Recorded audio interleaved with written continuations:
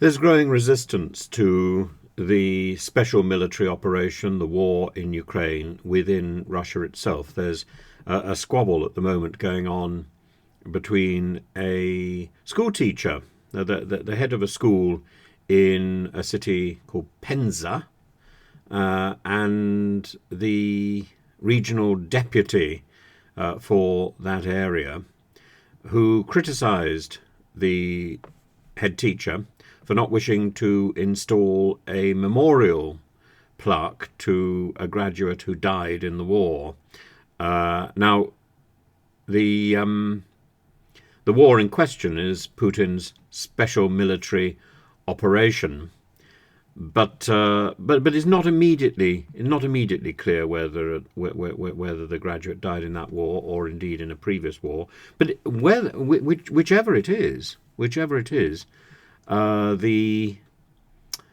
conversation has shifted to whether or not it's relevant for children in a school to see a plaque dedicated to the memory of somebody who has died. Schools are there for education, not to upset a child's psyche. One could say the same thing about the teaching of history in Russian schools, because the modern history curriculum now embraces the special military operation with its particular angle.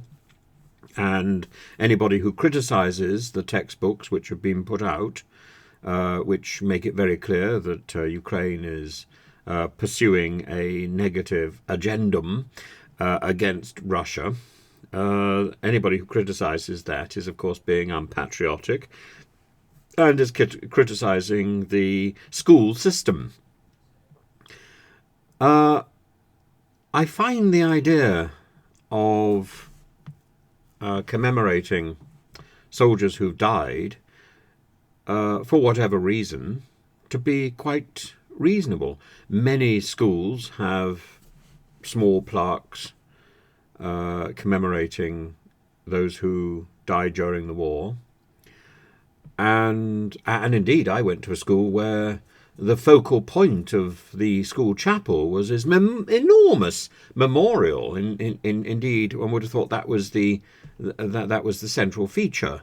I think it was the central feature of the chapel. There was at one point a rather lovely baldacchino, which was removed by a Twittish head teacher who took control after my time. But during my time, his only service to the school seems to have been that he was employed to beat children. But yes, his thuggery continued when he became the head teacher. And so I was very much brought up with the idea that the dead are remembered, and I think it's no criticism for or against the special military operation that those who have died should be remembered by their schools and their families and their local towns and cities. I think the sooner Russia starts to recognize the number of soldiers who have died in this conflict, the sooner the conflict will be over, quite frankly. So I'm interested in this particular discussion, which has made it into the newspapers, and reading between the lines, I see this as further evidence of disquiet in modern Russia, despite all the penalties for speaking out against the special military operation.